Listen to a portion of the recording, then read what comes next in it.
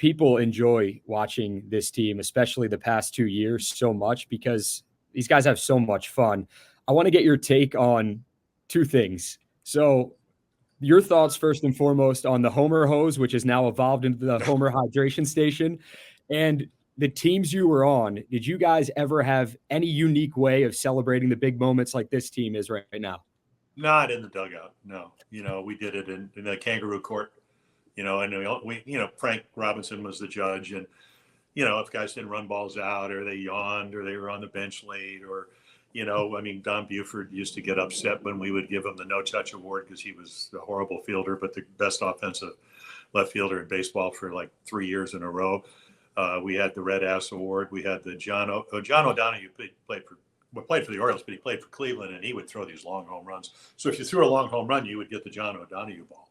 But it was always hooked in to winning and then celebrating. And the other thing is, we used to always say, hurry out of the locker room, and, that's how you lose. And, it made us stay after the wins and celebrate the wins.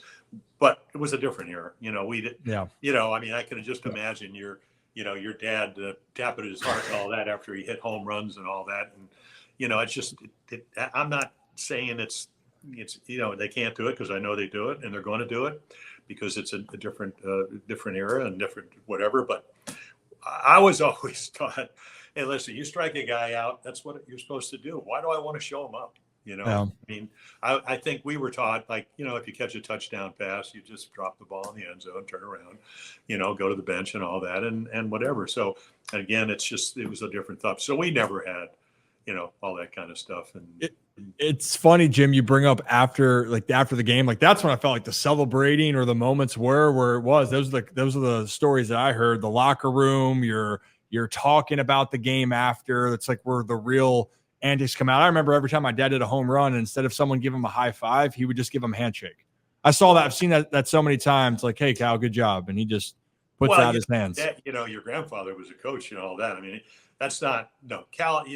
Cal Senior did not operate on that way. He did not. No.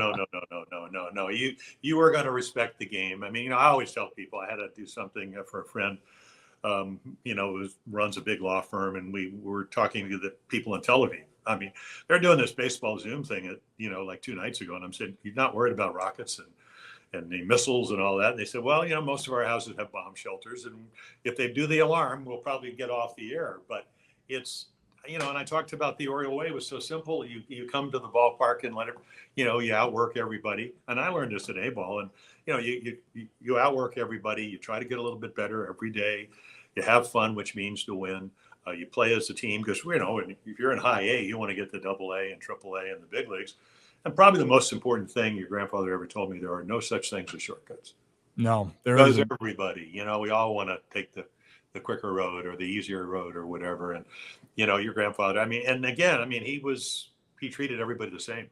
Yeah. He would tell you, hey, some guys are suspects, some guys are prospects, but everybody got treated the same. Yeah, you got to go out there. We went 80 and 36 too, Ryan. So it was a nice team to manage, and he had a lot to do with that. No, you're damn right. But that's the thing. You're right. It's the work. It's the work you got to put in. I think that people that's always it gets. Not that it grinds my gears, but that's when I do talk about stuff with the guys, especially the veterans of what they've gone through. And with the prospects, you're right. Jim, to me, the prospects are like lottery tickets in some cases. You don't know which one's going to hit, but you hope that they are. That's why you're saying prospect or suspect. But who knows, with all the Orioles that are coming up of these super talented players, which ones are going to be the guys that are going to be your cornerstones like the Gunnar Henderson, or who's going to be somewhere in between? You just don't really know that answer. But Brad actually, we talked to Rick Dempsey we had an opening day special. And I think, Brad, this was going along with the question because I think it is fair to say, this is probably one of the most talented teams, right, Brad? Yeah, and actually I thought it was very interesting coming from Rick. First of all, thanks, Jim, for coming on. I really appreciate your time here.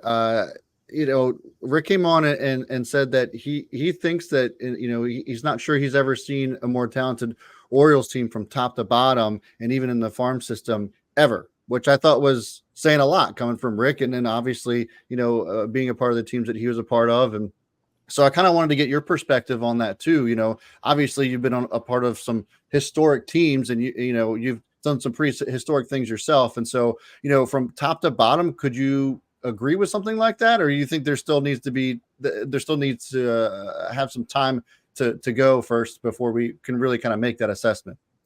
Well, I mean, I was, when Joe Biden threw out the first pitch in 2009, he came up into the booth, and Gary Thorne and I were doing the game, and he's standing in the middle. He's got the Navy hat on, leather jacket. He said, I used to come down when I was senator in Delaware, and he said, hey, congratulations on, getting to the Hall of Fame. I said, well, I played with some of the best players ever.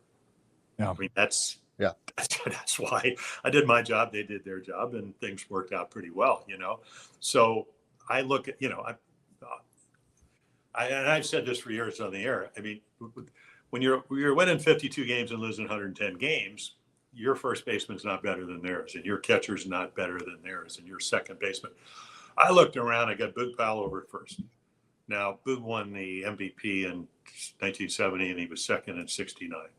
You knew he was going to hit 25 to 39 home runs, somewhere in that range, depending on the year.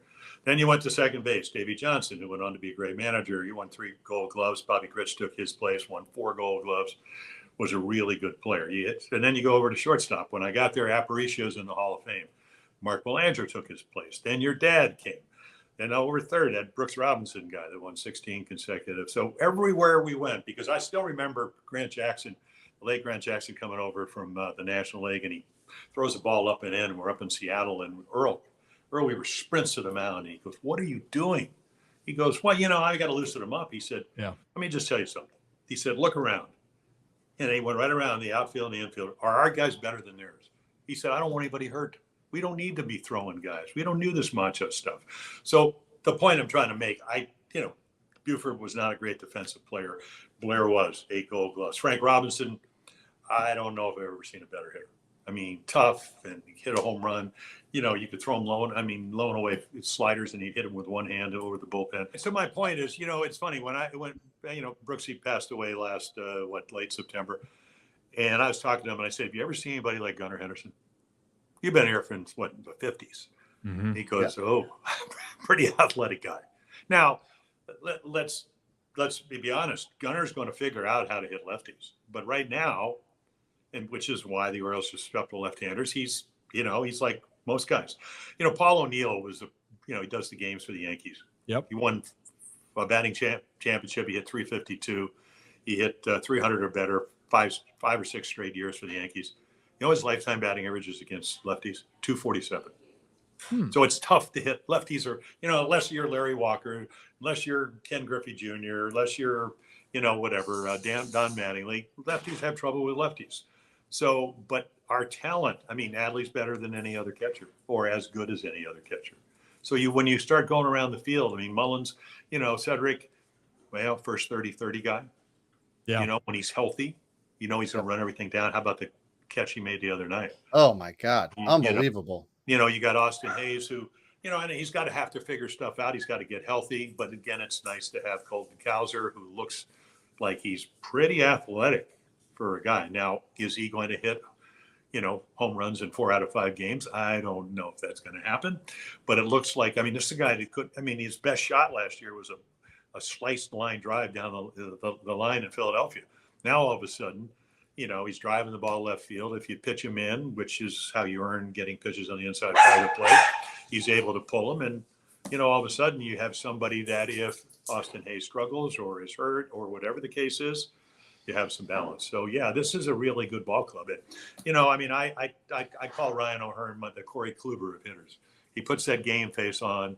It was a great acquisition. This is a guy that had some success early on. The league adjusted, and now he's readjusted. And, he puts some great at-bats together. And you know what? I played with a lot of guys that didn't like to lose. And I think that Ryan O'Hearn is one of those guys that does not like to fail. I'm with you on that. I love what he's done in Baltimore. And actually, I'm going to break him down here after we're done here. I'm going to do a little Ryan O'Hearn, because I don't think that he gets enough respect. And there's a reason why that the Orioles have enjoyed having him, and he's rightfully so. Been one of the surprising pieces for this Baltimore Orioles team that really was not a guy that they expected, or at least the fans were not expecting him to be what he has been so far.